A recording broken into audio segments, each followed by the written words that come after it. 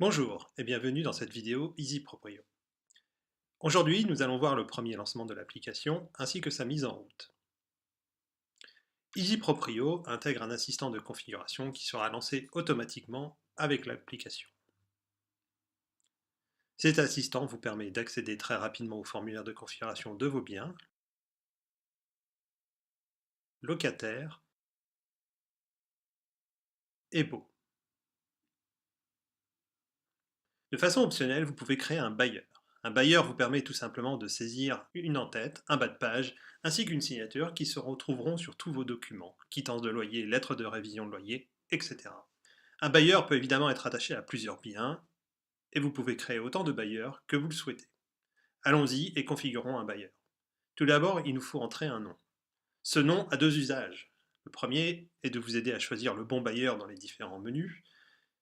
Le deuxième usage est la signature des emails que vous pouvez envoyer depuis l'application. Nous parlerons des emails plus en détail dans une autre vidéo. L'entête, comme le bas de page, sont des champs texte. Vous pouvez y mettre absolument ce que vous voulez. Par exemple ici, nous allons répéter le nom du propriétaire, son adresse,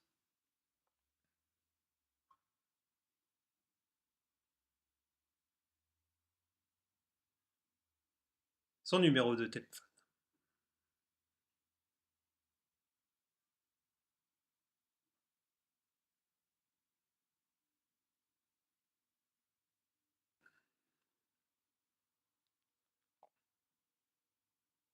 Je tape retour.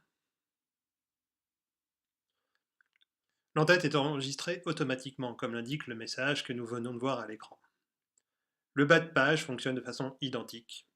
Les deux peuvent être laissés vides, ce que je vais faire avec le bas de page ici. L'entête, comme le bas de page, ne doivent pas dépasser 6 lignes chacun. Si l'interrupteur en dessous est activé comme ici, les dates sur les quittances commenceront au début du mois. Sinon, le jour du début du bail sera choisi. Nous verrons cela plus en détail dans la vidéo qui concerne les quittances de loyer. Pour le moment, je laisse l'interrupteur comme il est. Ensuite, la signature. Là encore, vous avez plusieurs options. Vous pouvez directement signer en utilisant votre doigt ou un stylet si vous en avez un, ou vous pouvez importer une image depuis la librairie de votre appareil iOS, ou encore prendre une photo. En ce qui me concerne, je préfère signer directement. Vous pouvez voir que la signature est enregistrée automatiquement. L'icône en forme de poubelle en haut à droite de la boîte de dialogue vous permet d'effacer la signature active, comme ceci.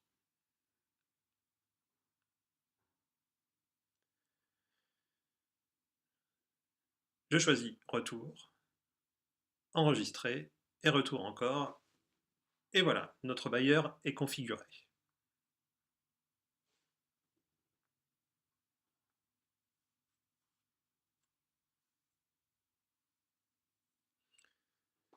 Nous allons maintenant entrer les informations de notre premier bien. Le premier champ est le type de bien. Vous pouvez choisir un type depuis la liste déjà existante ou en ajouter en tapant sur le bouton plus en haut à droite.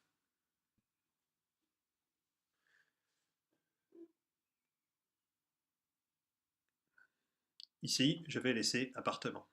Vous voyez que le champ bailleur est automatiquement rempli. Je vais donc le laisser inchangé aussi. Nous avons ensuite l'adresse, la ville et le code postal. Notre bien se trouve par exemple 14 rue de Juillet à Paris, dans le 11e. Je tape enregistrer puis retour. Vous voyez que l'adresse de notre bien est correctement enregistrée puisqu'elle se retrouve sur notre bouton. Ce bouton est maintenant désactivé. Si jamais vous souhaitez changer quelque chose dans l'adresse du bien, vous pourrez le faire plus tard.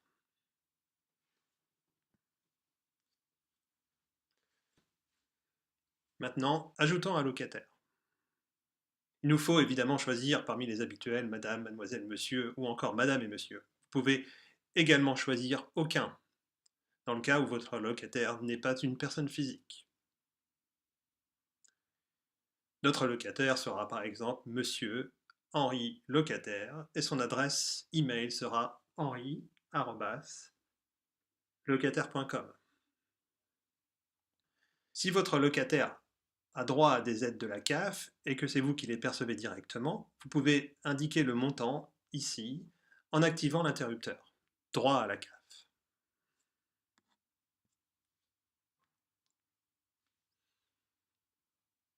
Le dernier interrupteur activera les quittances avec TVA. Ce n'est pas utile dans mon cas, j'enregistre donc et je choisis Retour.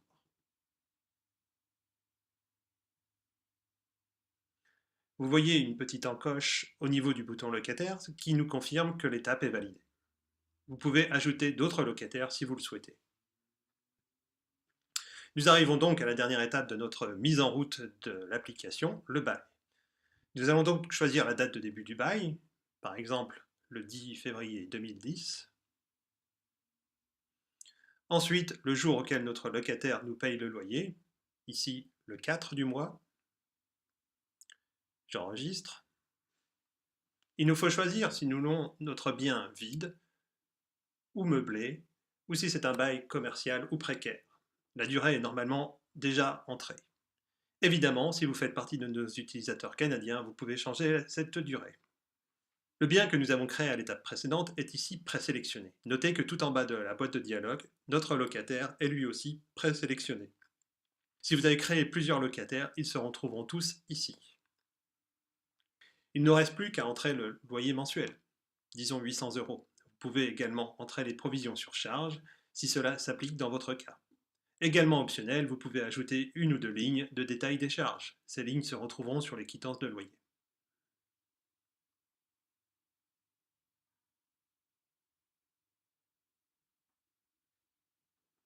Et voilà, notre application est maintenant opérationnelle. En espérant que cette vidéo vous a été utile, je vous dis à bientôt.